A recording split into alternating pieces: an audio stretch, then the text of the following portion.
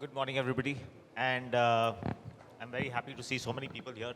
I thought after last night's partying, not many people will show up, but thank you. It's good to have so many people here, even though we had to start a little bit late for that. But let me bring a little bit of context to our session today. And it mainly around customers and how the customers have been evolving and changing over the years. I think the change has been a lot more dramatic over the last few years, last 5 years. And the rate of change is actually growing and becoming faster, faster every year. One of these expectations or the changes that we are seeing is towards the customer experience that everybody's talking about today. I don't understand customer experience very well, but I have a very, very experienced panel sitting here, very accomplished panel here. And I'm hoping to ask them a few simple questions today and try and get answers on what the customer is looking for, what their expectations are. I'm hoping this question is simpler than a perennial question that we have of what women want. This is what customers want, and I think we'll have a much easier answer to this one. Let me start with the lady on the panel, I think. Pushpa, if we can go with you. What do you see and how you define customer experience? Or CX that people say. What do you talk about that? Thank you, Bimal. See, first of all, I think we all should understand that in the malls business, in the retail business, a customer expectation of what the experience should be is constantly evolving. That's the first thing that we all have to understand. Pre-COVID, the customer expectation of what experiences and experiential retailing was different to what it is now. And it'll always evolve.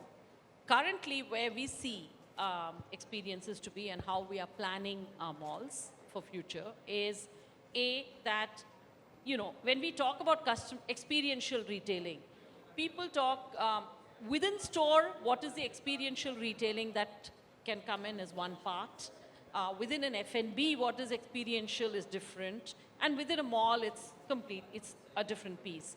So I'll tell you in front, when it comes to retail and when we talk about experiential retail, we talk about elements and more brands are saying that yes, there has to be virtual tryouts, there has to be more AI generated experiences within the store so that it's quicker, it's easier and less cumbersome. And so the throughput at the cash tills become quicker. So that's one aspect of experiential retail. And also the fact that if someone's, that kind of technology is available and retailers are now experimenting that they're just standing in front, there's a beautiful look. Earlier, it was all about an apparel, a top. Now it's all about a look. So when you're selling a look, you're selling an experience to that customer. It's no longer just a clothing piece. So that's one aspect that I think is getting much more mature. The other aspect when it comes to food and beverage is food and beverage experiences of late has been a lot outdoorsy and, as much, the business is as much outdoor as indoor. And over there, the experience is all about how Instagrammable is it and how tasty it is. The whole value proposition has changed to no one wants to go into a very high-end restaurant if they don't see value. There the experience is about, am I having fun? Am I having a great time? And how is that great time getting, percolated because of the kind of Instagrammable, plates that are presented in front. And what is the talk point? A lot of experiences in F&B is talk point. They all like to say that, hey, I went in so-and-so place, and this is what they did, etc., etc. Now, when it comes to malls is a tougher business to create experiences because we are in landlocked spaces. We have less of outdoors. We all as developers maximize FSIs and FARs.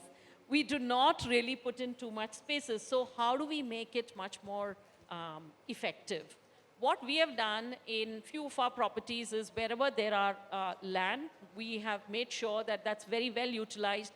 We have branded that space. For example, at Avenue, we have a spot called Live at Avenue. There are constant programming that happens in our portfolio where we believe the experience that the person wants today is, how do you target, say, the millennials?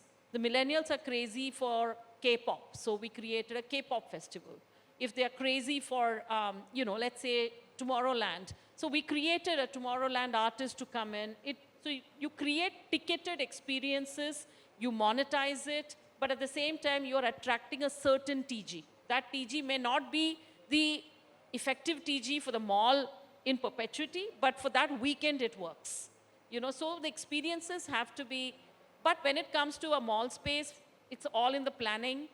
Without giving too many details, I can only tell you this, that when it comes to Mall of India, Gurgaon, etc., we are creating experiential spots which would be there at every second level. There'll be something which will be unique. We'll ask you more questions about that down the road. Shifting to Mr. Bansal. Mr. Bansal, since we're talking on the shopping center aspect first, from the traditional shopping centers and how the evolution has happened over the years, when did you start seeing this change or shift happen over the years? And where are we at today with your new center opening now? It'd be good to just hear your journey. First of all, good morning, everyone. And as you said, I'm very happy to see people in the morning itself and working day to day. And secondly, it's in Delhi. People in Delhi are not expecting people to come. And Bombay is famous for retail and developer meet. No, sir, but also for the 450 AQI that we landed at yesterday. That is also a reason. I will say Delhi people are, you can say, used to have this AQI. If the AQI is low, you will feel, oh, something is happening, something what's happened today. So if 300, 400 is there, we are good too, you can say. Sir, shopping center business improves because people want to stay indoors. And they don't want to go to high street. Yes, yes. I'll also add this thing that seriously that this AQI also help in you can say shopping center business now. And I just saw the ad few days back of a mall that AQI level in a particular shopping mall is less than 100. So in future, maybe this may be the line that my mall is having less than 100. I started this around 2 years back that my new mall will be having AQI always less than 100. Now it's in trend. So sometimes you can say blessing disguise wali story ho jati hai. Secondly, coming to experience that, I will say that first of all, mall is all about experiential retail only. And the real example is the D2C.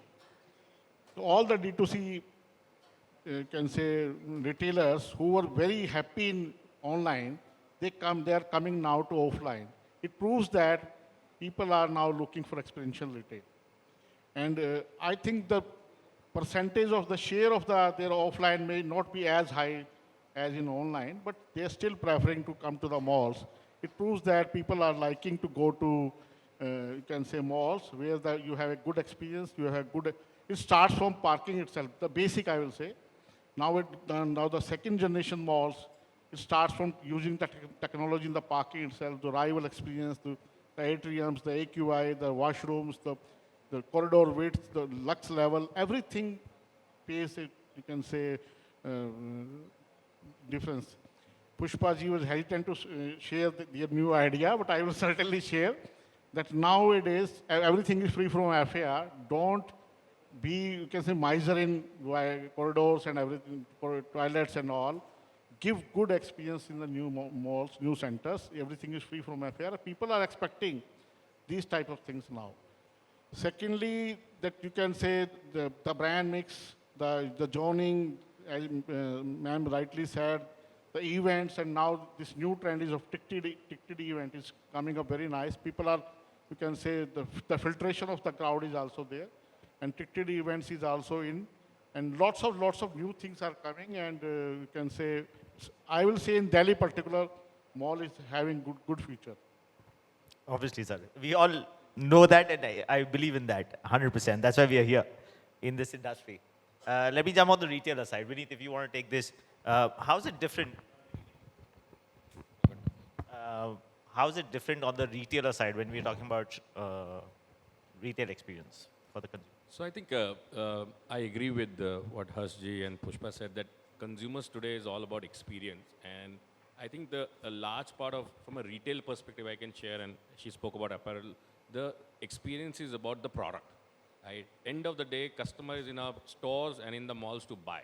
So the shopping experience is something that I think from a retailer perspective, we focus a lot more. And the shopping experience has to be customized, right? Every customer has its own needs, and how do we customize experience is what I think is the biggest differentiator. And I'll tell you, we are a Scandinavian brand. When we came to the country 15 years back, we came along Zara and others, and we realized that if we have to be differentiated, experience is something that has to matter. So our store level, service levels were very different. The way we looked at customer, how we manage the whole journey. So I think you have to write that, chalk out the whole journey, and then keep seeing what are the steps that you can change, because customer demands are evolving, right? And I think we spoke also about D2C and e-commerce. And in a e-commerce and in D2C, I can identify the customer the moment he or she comes on my website or on the app, because I know all about the customer. But that's not possible in retail. And so we for many years have been trying to crack this. And I'm very happy to share that finally we've found a way to not fully crack it, but partly crack it. Today, if you walk into any of our brand stores, Jack & Jones, Vermont only, you can scan a QR code. And the moment you scan the QR code, we know everything about you, if you have been an existing customer. So we can give you a very differentiated about what you liked and what's written in the store. And also a differentiated offer, because every customer wants a very differentiated offer.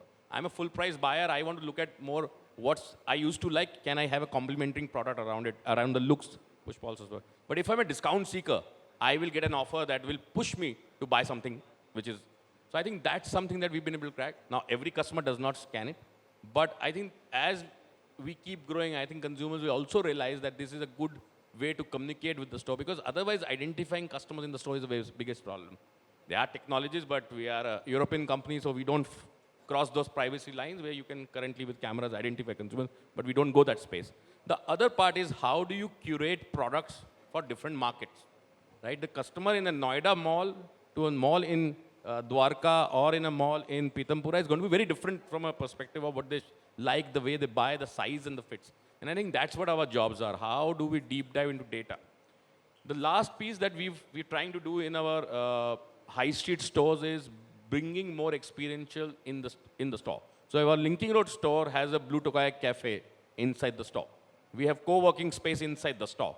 We have free Wi-Fi for customers to, because it's a large store, I can build the engagement. So I think, can one experience run across the country? The answer is no. So I think one has to keep looking at micro segment of consumers, micro markets, and work on that. And end of the day, if your product is relevant to them, that's the biggest experience a retailer can build. Thanks, Vivek. And you got a very nice point that every customer is looking for different things. And how do you make an offering which is unanimous for everybody is very difficult. It won't happen ever, which is great. Shifting to Siddharth, you have a very diverse audience that you cater to. You've got seniors, you have young kids, you have got every age bracket coming to you for various needs. Have you seen the customer change, and are you seeing the trends different in different segments? What is your experience so far? Yeah, I think you'll always have micro trends. I think Biba is one of the few brands which is fortunate to have a mother, grandmother, and granddaughter all simultaneously shop fashion and not be intimidated. Yeah, they'll all have specific nuances, but I think there are some general trends that one can always see. I mean, in our case, I think every 4 to 5 years one has to reinvent one's shopping experience at least. And we did that just before COVID. I would break that up into a couple of things. I think first is the physical experience, the fit out, the aesthetic look. I think things have definitely moved to a much more premium position kind of thing. In our case, we actually brought in an international architect firm, a Scandinavian look of it, and then with very deep Indian roots. So that was the brief to them, and brought in our new store. Of course, I think experience also comes from a lot of personalization. How do you bring in a little more personal experiences? I think people are looking at high levels of service. Patience levels are much lower. How can you make things faster at a store? Right from servicing to sales to everything. So I think these are all the things we've incorporated into our new store. And we were immediately able to see results there. In fact, I had an old flagship store on Ring Road in Lajpat Nagar, which was a 10-year-old store. We moved to a larger location with a new fit out and the new experience. And from day one, our average bill value is up 25%. And you can do hundreds of things and not manage to move it by 5 or 10%. But it was just instant. People spend more time, your conversions are higher, and they'll end up buying more. Absolutely. I think the experience is what keeps them coming back and staying longer. Absolutely, absolutely. I think if you can keep the customer engaged, get her to try stuff, she will end up buying more. And I think it also helps in building repeats for the stores. I think good shopping experiences helps the customer come back to the brand. Bad shopping experiences, you can end up losing customers permanently. We've experienced it both ways. And I think to bring back lost customers is a real tough ask. I agree. On that note, I want to go to Sagar because that is one industry and F&B where you can lose a customer very quickly. Absolutely. And the customer experience is not only from the time they enter the store, the smell and the food, but to how the service is at all angles, right? What has your journey been, and both from fast food where you are as well as from the dining experience? I think I'll pick a leaf from Pushpa ma'am's thing that, she mentioned AI, which is artificial intelligence, but for us, we feel AI is adequate intelligence. You need to adequately know your customer, be a part of the consumer's journey. So what we've done is that at the point of sale, we've linked it, all our stores across the country. So today, if you go to a Hoskars Village store or you come to a Mall of India, we exactly know what you ordered last time. Are you repeating that? Are we able to take up your AOVs? Because in retail, it's all about per square feet sales and how you take up your AOVs to become more profitable. Secondly, I think the consumer wants convenience when they come to the food court, right? It's all about convenience. It's all about a quick turnaround time. So I think what we've done is that because we have Wow Momo, Wow China, Wow Chicken, and you come to a food court to order different cuisines. So it's about owning that share of the stomach. So you can cross-order across brands without even going to different counters. Secondly, I think the big learning for us was breaking myths. We always felt that the AOV in the physical store was higher than delivery because there was the art of salesmanship. But then as a trial, we put those touchscreens pause. And we realized that the AOV goes up more because the consumer, the entire UX is such that it makes you, engage more further. You are able to, choose what you want to. You have your own privacy. There's no one disturbing you. No one nagging you that, add a combo, add a Pepsi, etc. So I think the consumer now wants to be more Atmanirbhar, more self-dependent. They want to have the power to choose. And I think that's where, I see the food court industry revolving, where I'm seeing table service happening now. At the same time, we just started in South City Mall in Calcutta, where we've done a concept of Momo in a minute.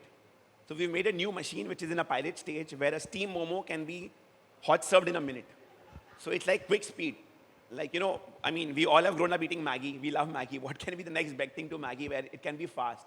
And we've all seen the way quick commerce has evolved, right? So can that quickness evolve retail is the next thing that we're trying to figure out in QSR. I have my friends in casual dining, across pubs, restaurants. I think they all are, looking at experiences in different ways. The industry is now moving. It's always for people, by people, but I think it's now moving more towards technology because real food tech was never selling online. That was e-commerce. Real food tech was how do you make it convenient for your team, for your staff to serve it quickly to the consumer. We're now working on a shake machine, like a milkshake machine, which can work like a independent ATM machine. You can just make a shake by yourself. You don't require a staff. So how do you avoid labor becoming cheaper? How do you avoid consumer getting the product faster? How do you increase your profitability? Because QSR works on very thin margins. How can you get maximum juice out of that is very important. This is very fun. I want to try that machine for sure. Coming to Pramod, I think, cinema has been an integral part of the entertainment business in India, continues to be, in my opinion. And you have been at the forefront, I think, in changing the experience for the consumer. I think from a cinema, which is, again, my opinion, is a commodity business, right? You're all selling the same item. There's nothing different. You change the game with experiences. And that's where your name shot up, and that's where the value comes in. What's your journey been, and how are you continuing even in this situation? So, we have been cognizant of the fact that experience is all about being more immersive, empowered, magical, and memories. So, these 3, 4 words define the experience for us that we are able to offer into the space that we represent, which is the cinemas. So, in such heavy words of wisdom around FAR, FSI, AQI, AOV, we are playing on EQ, so which is the emotional quotient of people. And perhaps, there is something around that we believe that people are looking forward to, sort of an escapism when they, come out of their homes to basically make merry, have fun, eat out, and so on and so forth. So in this word, a lot of people end up not realizing the benefit of collaboration and convergence, which we believe has played an imperative role in the success for an industry like that of ours. We don't make our raw material. The raw material is made by the very large, big producers with very large stars. That's the raw material for us. The food comes in from people like Wow Momo, we will end up servicing you. But people do not, one has to remember people eat with their eyes. So plating becomes very important. So there is experience at every count that you can have where, people have those moments of truth which we are capitalizing or leveraging on to create experience at every place that we service them, sort of a thing. So that's what I believe. So again, for me, those buzzwords still remain relevant, wherein it has got to be more immersive, it has got to be more empowered, it has got to be magical, it has got to create certain memories. So that's perhaps what defines the experience in our space today. 100%. For me, the experience is when Simba comes and people whistle in the Audi, I think that's the experience. That's what I go there for, to be honest. Yeah, so that social side, man is a social animal, and lots of people during COVID suggested that people are not going to come back. So, the word social would have been out, man would have been an animal. Perspective. Coming to the shopping centers back, and I want to just move from the understanding to the math of it. I think there's a lot of investment that is going into this subject. And let me come to maybe Pushpa, with all the new centers that you're building now. If I want to understand, what is the delta in the investment that you're making today? From, of course, the construction costs have gone up, everything's gone up. So I'm not saying traditional to now, but if you were doing a center from 10 years ago to today, what is the delta that is now being spent extra to create these experiences? So definitely, as you know, the cost of construction, the base level has gone up tremendously. We are struggling with that on one side. But on the other side, we also know that when it comes to inbuilt technology, when it comes to inbuilt, like Mr. Bansal saying, leaving open spaces, that is a very, very important aspect. So the product takes precedence over anything else, which means to create a superior product, you have to create those spots, those elements, which will be expensive. So for a developer, the biggest thing is if we are leaving FSI on the table, that's the biggest, shall I say, sacrifice that we make in order to create a better experience. The second is, of course, from a cost point of view, technology, and when it comes to inbuilt elements of what we can do.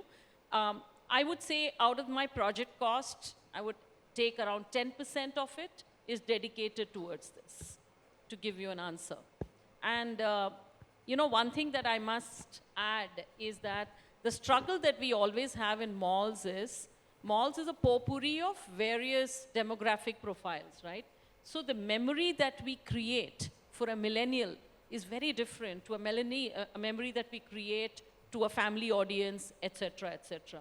But our business is in creating memories as much as Pramod's, that's really the bottom line. So how do we create that in a seamless fashion without one impacting the other? Which means if there is a zone which is more younger, viber, there has to be another quieter zone. So those elements are also part and parcel of the experience, because if, say, a person comes in who wants to do bridge to luxury shopping, that person expects a very different experience in surrounding around as compared to, say, someone who's coming in for, a good time with friends, in restaurants.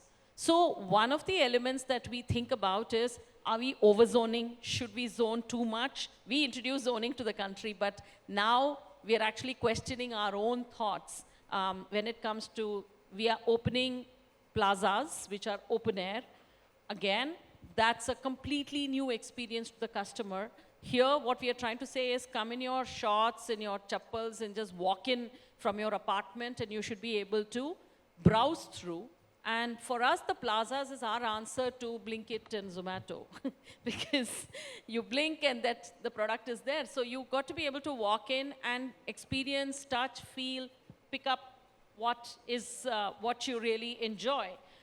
Again, the experiences in the plaza is very, very different to an experience in a closed mall. So I think the biggest challenge that we have, and the cost element keeps changing, the challenge that we have is, how do we differentiate the experiences in each of these spaces and yet be relevant to the audience in the longer run. Real estate is all about inflexibility. How do we introduce flexibility in it, in a changing environment? Absolutely. I want to come to Rohan. Rohan, actually, right where Pushpa left off, real estate is very inflexible and fixed. And you're managing centers that you inherited. Now, these are all assets that you are now trying to evolve and make more experiential. How are you going about it, and how are you incorporating experiences for your customers? Thanks, Vimal. So I'll carry on with what our panel has been discussing. And two of our values actually align with experiential retail. One is connecting communities. And these are values which are set back in 2013, which essentially is a way to cater to different communities across India. And the art of placemaking, which ensures that every center looks different and is designed for the local community where it's located. So if you go to a VR Chennai or a VR Bangalore to up north, all the centers look different because they're catering to a different community. So that's a design element that we bring in. And on the community part, obviously, we cater to different communities. So whether it's collaboration with local artisans, whether it's collaboration with the youth, whether it's collaboration even with the expat population of a city, we cater through, we provide that experience for each and every partner, visitor, customer for our centers. But moving beyond that, there's also a lot more that goes into experiential retail from an operator perspective. Some of it is even before a customer starts the journey to visit the mall. So that's social media. I don't think we as brands or assets had invested too much into building a social media identity for an asset more than corporate. So that's starting a lot, and we need to build an identity for each asset, so to speak. The second is back of house. When customers are visiting us, it's not just about the kind of parking, but it's also about EV infrastructure. Do we have those kind of things? What is our take on climate change? The past 12 to 18 months, at least for us, has shown a reality check about how extreme climate can impact the operations of our centers, and how do we need to evolve for that. So that's going to be a big part of our experiential retail, so to speak. Some boring things, but yeah, that's things that we need to work on. The metrics will change. We were looking at rent per square feet to a large extent, but now, and just footfall. Now it's moving closer towards footfall in different zones. From visitation, it's moving to visitation in each category. So those are the things that we are now moving towards in order to provide a better offering, in order to evolve for the future. And hopefully, you'll see a lot more of those activities happening in some of our centers. You've been involved with us, at least in Bengaluru. You know that there's some things that we're doing over there which in 6 months down the line can show the kind of things that we're looking forward to. I agree with you that you've been doing this for a while, and you've differentiated for each micro market, each city that you are in. Your product is different. I remember Bangalore, and considering there were a lot of expats, if I remember correctly, was one of the first centers where it was doing contemporary jazz as background music because the audience was that. And even the events that you were doing over the weekends, hats off on when you started those. I think you did a very nice job. Mr. Bansal, if I come back to you on these investments that we've been doing, is there a way to monetize these? I know Pushpa said some ticketed events we can do, but how do you monetize these investments? You are going to, even with your new centers, you're going to, let's say the delta is 10% more that you're investing today. or in redoing your centers, you're investing more to bring in these experiences. Is there a direct monetization that happens out of it? Or are we doing this for overall experience benefits, which are more related to retailer revenue increase alone?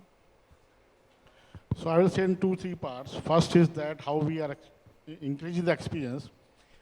The first one is that now we all are aware that the malls are now coming up with a bigger height of stores. The store heights are increasing, store size is increasing, and that's a cost. If you are increasing a store height from 4 meter to 5.4 meter, the cost is obviously higher, air conditioning is higher, and lots of things, the changes, the cost is more. The size is more, and that's not relevant because size is more than the revenues per square feet. But there are many more things also. Like now we are changing. I was discussing with Pramod that people are now coming to cinema. They don't want to go through the malls here and there. So in our new malls, we are putting special elevators, which will take you from the parking or from the ground floor to the cinema directly, or maybe to the F&B directly. So if I'm coming for a PF Chang restaurant, there is no need to go to, you can say, some of the escalators and elevators. You just can go directly, take your elevator to go to the specialty restaurants. So that costs more. And secondly, as I mentioned earlier, lots of new technology like good, you can say, air conditioning and good lighting, better washrooms and restrooms, and also some new technology also. What we are putting now in technology that now we have good mobile study basis data available. So we now are well aware that customer is coming to a mall, is going to Vermoda only, or going to High Street, or going to F&B, or going to where. And we can certainly, we are investing in that. And how we recover it, now is question the second part. The first part, recovery, is that we are coming now in a mixed land use developments, you can say. Like we did in Vegas, like we did in CP67, the mixed use give us, you can say, revert back our money, not in terms of increasing the rental to bestseller, but because they will not be able to pay more. And how we can say monetize it. So the way is that you use your infrastructure many more times. So like if you add 20% of your space to retail, to office space, or to budget hotel, or different uses, the infrastructure is used many times. Like we all know, the malls are from Saturday to Sunday or Friday to Sunday. Monday to Friday are underutilization of infrastructure. So our new centers, we are trying to come up with the mixed land use, where you can use our capex as well as our infrastructure for the many times. That also, you can say, helps us in recovering our cost back. I've already been given a timer notice. So I'm going to leave it to the last two questions. One, which I want all the retailers first to answer, and then one for everybody to close out on. On the retailer side, how do you measure this investment and the return on this investment on experiences? Is it purely directly by the sales per square foot that you're looking at, or are there other metrics that you're seeing, like Rohan was mentioning? So, like I said, I think experiences get customers to spend much more time at the store. I think buy more, etc. But it's that way easy to measure because you can measure it in terms of conversion. Eventually, it has to reflect in sale, which comes through conversion, which comes through your order values, what are your billing values. There are various metrics like this, which eventually will lead to increased sales and increased sales per square feet. I think while Siddharth said that end of the day, the ultimate motive is how does the basket size increase? How do we get more money from the same consumer? And how can we convert more? But I think we've introduced one big parameter called NPS. I think a lot of onliners have been doing this for a while, but now we do NPS scores for our stores. So what's the customer's NPS? What is the customer saying to us over the overall experience? And in that, sale is one part of the experience. It's about product, lighting. Lighting in India is very important. We are Scandinavian. So when we came into the country, our stores were all dark. And I think Pushpa will remember. And we had a large challenge. We had to actually change that for India. The new store that we opened, recently renovated store in Mall of India, Noida for Vermoda, is a very different experience by itself. We've removed multiple level of garments. It's only one level of garment. And our sales stock level has gone down. Our sales are up 20-25%, while the store is a little bit smaller than what it was, little bit smaller. I have to say this because Harsh will cut my area tomorrow morning. Sir, 100 square feet ही कम है, sir. So, and hence NPS has become a very large parameter for us internally because it tells us what's happening, and then we can benchmark against other stores, benchmark against our brands. We're a brand house, so for us it's also important to see what is working in one brand, can we replicate, and there are things that we can't replicate because the consumer set is very, very different, as Siddharth also said. And for us, each of that is a separate brand, so we have to look at that. And then NPS is a very large score that we've now started to put. Everyone in our company is now measured on NPS of the stores. So that's a very important parameter we brought. So, you know, in our side of the business, what we look at is our unique active consumer base. As you go on expanding the experience, as you go on making it better, like we have about 42% of our consumers who are our unique active consumer base who is transacting again and again. Now, this is all data sciences, and it comes in from the data scientists that this is how it is increasing. And what we've been seeing is that as we go on expanding on the experiences becoming more immersive, this base number goes on increasing.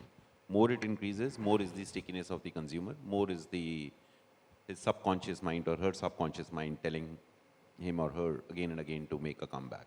Now that's where you know, the experience counts. In fact, finally it will have a monetary matrices around that. But as of now, you know, that's how we measure it.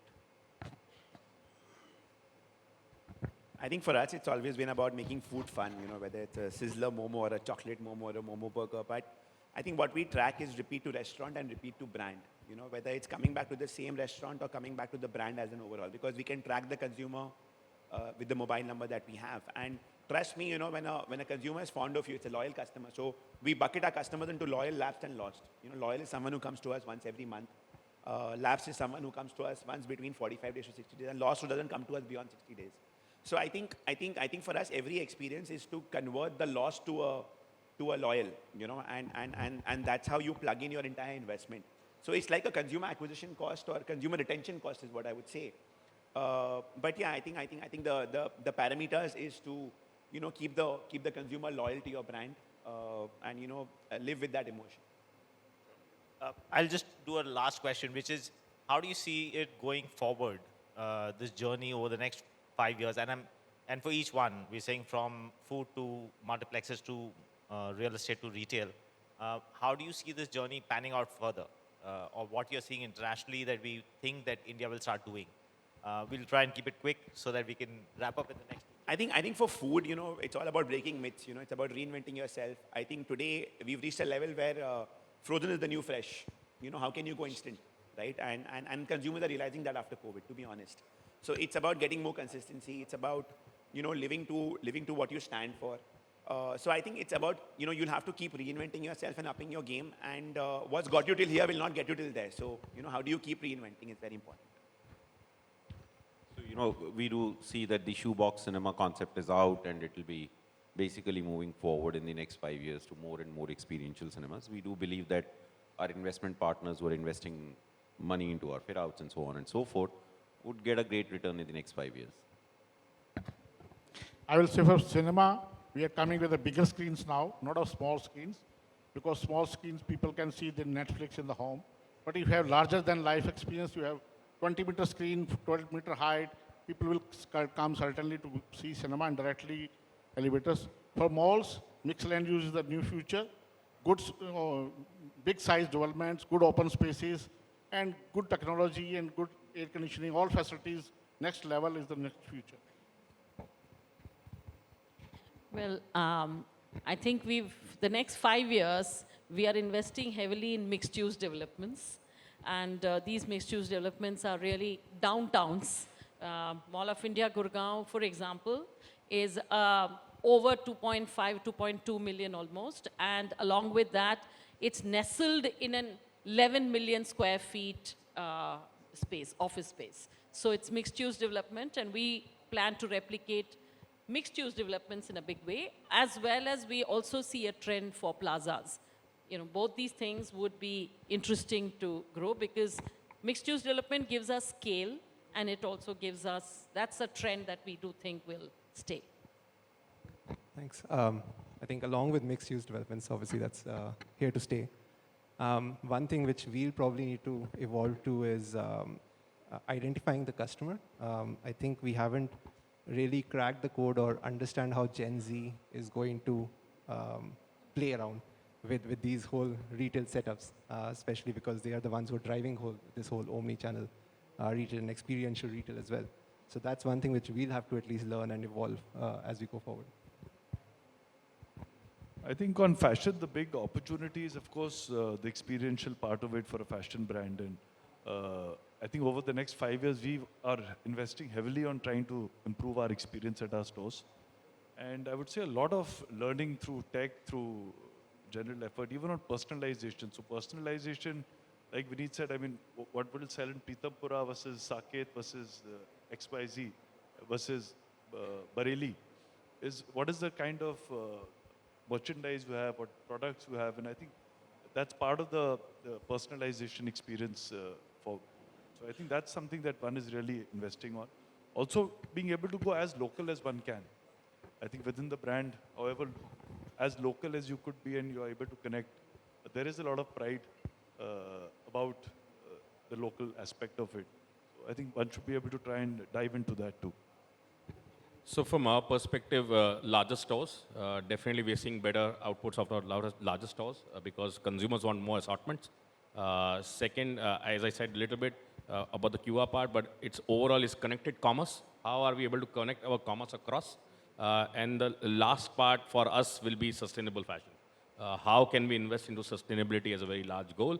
We are already doing that a lot globally. We'll also doing it in India.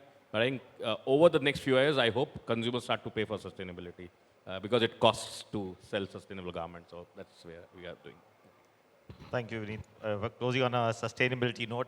But yeah, it is from space to experience to customization to localization and sustainability, I guess all of this put together and being connected.